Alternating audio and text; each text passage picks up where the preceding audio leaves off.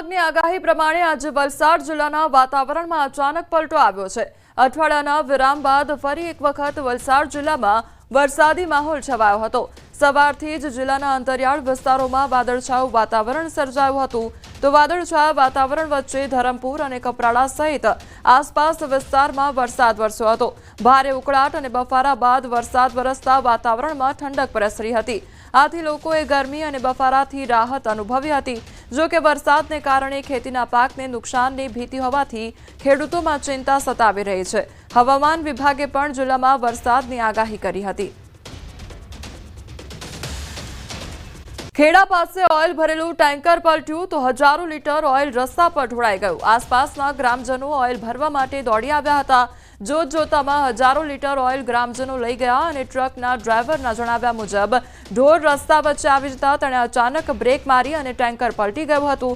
જો કે ડ્રાઈવરની હાલત જોતા પ્રાથમિક દ્રષ્ટિએ તેણે નશો કર્યો હોવાનું અનુમાન લગાવવામાં આવી રહ્યું છે। ગાંધીગામથી નડિયાદ તરફ આવતા આ ઘટના સર્જાઈ હતી।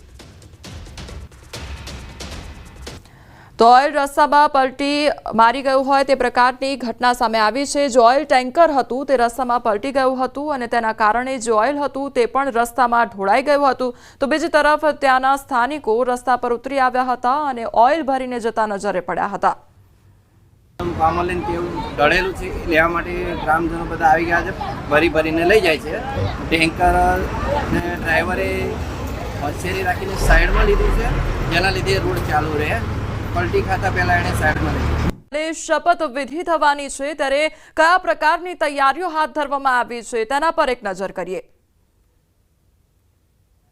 આવતીકાલે રાજ્યના મંત્રીમંડળનું વિસ્તરણ થવાનું છે અને તેને લઈને તૈયારીઓ જે છે તે પૂરજોશની અંદર ચાલી રહી છે। મહત્વનું એ છે કે આવતીકાલે આયોજિત જે મંત્રીમંડળના વિસ્તરણનો કાર્યક્રમ જે છે તે મહાત્મા મંદિર ગાંધીનગર ખાતે યોજાવા જઈ રહ્યો છે અને આ પ્રકારનું સ્ટેજ જે છે તે તૈયાર કરવામાં આવી રહ્યું છે। આ પ્રકારની LED લગાવવામાં આવી છે અને આ પ્રકારની કામગીરી જે છે તે અત્યારે હાલ તો કરવામાં આવી રહી છે। મહત્વનું એ છે કે હવે ગણતરીના કલાકો આવતીકાલે શપથવિધિ સમારોહને બાકી છે ત્યારે તેને લઈને તૈયારીઓ પૂરજોશની અંદર ચાલી રહી છે। મહત્વનું એ છે કે અત્યારે હાલ મંત્રીમંડળની અંદર 17 જેટલા ચહેરાઓ જે છે ત્યારે તેમાંથી કોને ફરી ચાન્સ મળે છે કે કેમ તે અંતર્ગતની ચર્ચાઓ જે છે તે ચાલી રહી છે।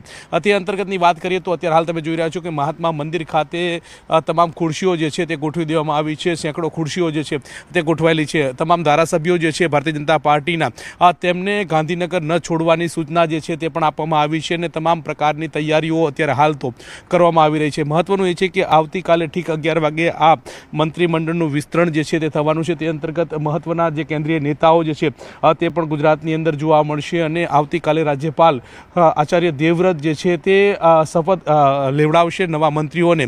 ત્યારે હવે જોવાનું એ રહે છે કે કયા કયા મંત્રીઓનો આ મંત્રીમંડળની અંદર સમાવેશ થાય છે, કોને કોને ચાન્સ મળે છે તે ઉપર સૌ કોઈની નજર મંડરાયેલી છે। કારણ કે અત્યારે હાલ જોઈએ તો રાજ્ય સરકારના મંત્રીમંડળના મહેકમમાં 17 જેટલા મંત્રીઓ જે છે તેમનો સમાવેશ કરવામાં આવ્યો છે। નવા કેટલાક ચહેરાઓ ઉમેરાય તે પ્રકારે લાગી રહ્યું છે। 161 જેટલા ધારાસભ્યો જે છે ભારતીય જનતા પાર્ટીમાં છે। ત્યારે હવે અગાઉની જે ભૂપેન્દ્ર પટેલની ટીમ જે હતી તેમાં 23 જેટલા ધારાસભ્યોનો સમાવેશ કરવામાં આવ્યો હતો। ત્યારે હવે કેટલા નવા ધારાસભ્યો ઉમેરવામાં આવે છે અને કોને આવતીકાલે અહીંયાથી એટલે કે આ સ્ટેજ ઉપરથી મંત્રીમંડળ તરીકે અને મંત્રીના સમાવેશ થયા બાદ તેમને શપથમાં ચાન્સ મળે છે તે ઉપર સૌ કોઈની નજર હાલ તો મંડરાયેલી છે, પરંતુ તૈયારીઓ પૂરજોશની અંદર ચાલી રહી છે। કેમેરામેન હરીશ શર્મા સાથે ગૌતમ શ્રીમાળી, ન્યૂઝ 18 ગુજરાતી, ગાંધીનગર। કે દાદાની નવી ટીમમાં જૂના ચહેરાને પણ સ્થાન મળી શકે છે। ઋષિકેશ પટેલ, હર્ષ સંઘવીને સ્થાન મળી શકે છે તો પ્રફુલ્લ પાનસેરિયાને પણ સ્થાન મળી શકે છે। જે જૂના ચહેરા છે તેને ફરી એકવાર સ્થાન મળી શકે છે। પરસોત્તમ સોલંકીને પણ સ્થાન મળી શકે છે। સંવાદદાતા ગીતા અમારી સાથે જોડાયેલા છે। ગીતા, સૌથી મોટું અપડેટ કે દાદાની જે નવી ટીમ છે તેમાં જે નવા ચહેરા તો કદાચ સામેલ થશે પરંતુ જૂના ચહેરાઓને પણ ફરી એકવાર તક મળી શકે છે।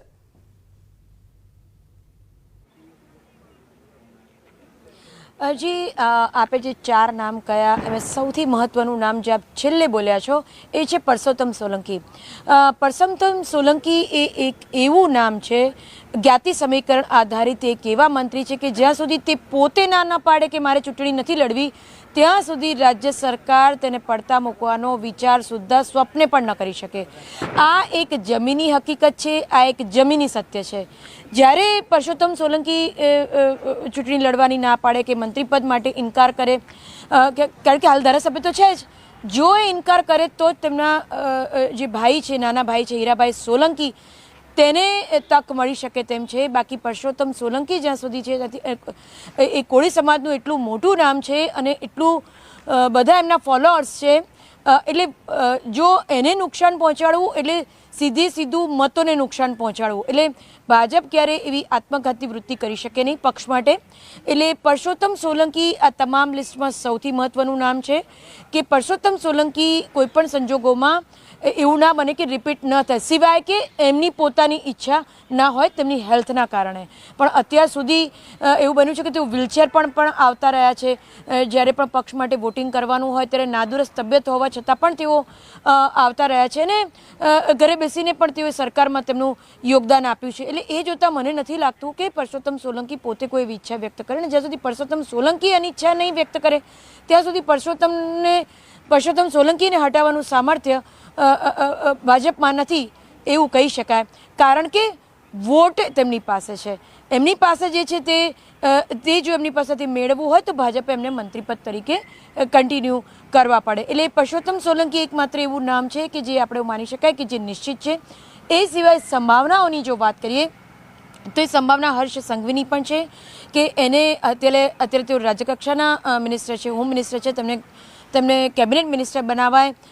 ઋષિકેશભાઈ છે, છેલ્લે અમિત શાહ સાથે તેમની જે વ્યક્તિગત બેઠક થઈ હતી કેન્દ્રીય ગૃહપ્રધાન સાથે, ત્યારબાદ નીકળ્યા પછી તેમની જે બોડી લેંગ્વેજ હતી તે ખૂબ જ ખુશખુશાલ જણાતી હતી અને અત્યારની તારીખે રાજીનામું આપતા સુધીની ઘડીમાં તે ખૂબ જ કોન્ફિડન્સ, આત્મવિશ્વાસ સભર જણાતા હતા, જે અન્ય મંત્રીઓમાં નહોતું. એટલે સ્વાભાવિકપણે જે મંત્રીઓ ખુશખુશાલ અને કોન્ફિડન્સ વાળા દેખાઈ રહ્યા છે, સ્વાભાવિકપણે એવું લાગી રહ્યું છે કે તેમને અંદરખાને સૂચના મળી ગઈ છે કે તેમને હાલ પૂરતું રાજીનામું આપવાનું છે, પરંતુ બીજા દિવસે તેઓ ફરીથી શપથ ગ્રહણ કરશે મંત્રીપદે. એટલે બે નામો એવા છે, હર્ષ સંઘવી, ઋષિકેશભાઈ પટેલ, જે એવું લાગી રહ્યું છે કે રિપીટ થશે. પ્રફુલ્લભાઈ પાનસરિયા રિપીટ થાય તેનું અથવા તો તેમનું મંત્રીપદ ન ગુમાવે અત્યારે કાયમી ધોરણે. અત્યારે એવું એટલા માટે લાગી રહ્યું છે કે પ્રફુલ્લ પાનસરિયા એક એવા વ્યક્તિ છે જેમણે જ્યારે સુરતમાં જ્યારે ટિકિટ માટે બબાલ થઈ હતી ત્યારે તેમણે સ્વેચ્છાએ પાર્ટીને આગળ કરીને પોતે પાછળ હટ્યા હતા. એટલે પાર્ટીનો નિર્ણય શિરોમાને અને પાર્ટીને જો કોઈ ટિકિટના લીધે અને પોતાની દાવેદારીના કારણે અન્યો સાથે કલેશ થતો હોય તો તેઓ પોતે સ્વેચ્છાએ પાછળ હટી ગયા હતા અને એના જ કારણે તેમને ટિકિટ તો મળી પણ તેમને મંત્રીપદ પણ મળ્યું. અને આ જ એક કારણ છે કે તેઓ ફરીથી તેમને મંત્રીપદે કન્ટિન્યુ થઈ શકે છે. બીજું કારણ એવું છે કે મંત્રીપદે રહ્યા પણ તેઓ ખૂબ જ લો પ્રોફાઇલ રહ્યા છે, જમીન સાથે જોડાયેલા નેતા રહ્યા છે. તેમની જે છબી છે તે સાફ જણાઈ છે. લોકોના વ્યક્તિ તરીકે રહ્યા છે, લોકોની સાથે સતત સંપર્ક જાળવતા રહ્યા છે. એટલે લોકોના થઈને લોકોની વચ્ચે રહ્યા છે, જે જનપ્રતિનિધિ તરીકે રહ્યા છે, જમીન સાથે જોડાયેલા રહ્યા છે. એટલે એ કારણ લાગે છે કે તેઓને ફરી રિપીટ કરી શકે. જી, એ છે કે મોડી રાત્રે તમામને કોલ થશે. મારી સાથે પ્રણવ પણ સવારથી પડેપડની અપડેટ મેળવી રહ્યા છે, તેમની સાથે વાત કરીશું. અનેક નામો ચર્ચાઈ રહ્યા છે. કોંગ્રેસમાંથી ભાજપમાં આવેલા કયા નેતાઓ જે છે કે જેમને સરપ્રાઇઝ મળી શકે છે? ગૌતમે ચોક્કસ કહી શકાય કે આ વખતે જે મંત્રીમંડળ હશે તેની અંદર સંપૂર્ણ રીતે ભારતીય જનતા પાર્ટીના જે ધારાસભ્યો છે તે મહત્વપૂર્ણ પાર્ટ ભજવવાના છે. કોંગ્રેસ છોડીને ભારતીય જનતા પાર્ટીમાં જે લોકો આવ્યા છે કદાચ તેઓને સ્થાન નહિવત પ્રમાણનું જોવા મળશે. સિનિયોરિટીના આધારે જે અપડેટ મળી રહ્યું છે તે પ્રમાણે જ અલ્પેશ ઠાકોર હોય કે પછી અર્જુન મોઢવાડિયા છે, સીજે ચાવડા છે, હાર્દિક પટેલ છે, તમામ જે લોકો છે કોંગ્રેસ પાર્ટી છોડીને ભારતીય જનતા પાર્ટીમાં આવે છે, ભારતીય જનતા પાર્ટીના ધારાસભ્ય બને છે. પરંતુ આ જે મુખ્ય નામો હું બોલ્યો તેમાંથી માત્ર એક નામ ઉપર સહમતિ જે બની રહી છે ભારતીય જનતા પાર્ટી તરફથી, એ નામ છે અર્જુન મોઢવાડિયા. બીજા અન્ય એ તમામ જે લોકો છે તેઓને હજુ પણ ક્યાંક રાહ છે તે અહીં જોવી પડશે. એટલે ચોક્કસ એ માની શકાય કે જે કોંગ્રેસ પાર્ટી છોડીને આવ્યા છે તેઓ લોકોને હજુ રાહ જોવી પડશે. અને સાથે જ ભારતીય જનતા પાર્ટીની આ વખતે જે ફોર્મ્યુલા જે અપનાવવામાં આવી રહી છે, કારણ કે જે કહી શકાય કે માધુરી સોલંકીનો જે રેકોર્ડ હતો 149 બેઠકનો વિધાનસભાના, તેને તોડ્યો છે ભારતીય જનતા પાર્ટીમાં ભૂપેન્દ્ર પટેલની સરકાર અને CR પાટીલની જોડીએ. ત્યારે 156 જેટલી બેઠકો 2022માં મળી હતી ભારતીય જનતા પાર્ટીને. તેથી ભારતીય જનતા પાર્ટીનું જે સંખ્યાબળ છે એ આ વખતે સૌથી વધુ છે. ત્યારબાદ અનેક ધારાસભ્યોને પણ કોંગ્રેસ પાર્ટીમાંથી છોડીને તેઓ ભારતીય જનતા પાર્ટીમાં આવે ત્યારે, પરંતુ એની પહેલા એ મુખ્યત્વે જે વાત એ છે કે જે ભારતીય જનતા પાર્ટીના સંગઠનના જે લોકો છે, મુખ્યત્વે ભારતીય જનતા પાર્ટી સાથે જોડાયેલા છે, ભારતીય જનતા પાર્ટીની જે વિચારધારાવાળા જોડાયેલા છે, એ જે લોકો છે તેને વધુ સ્થાન મળશે.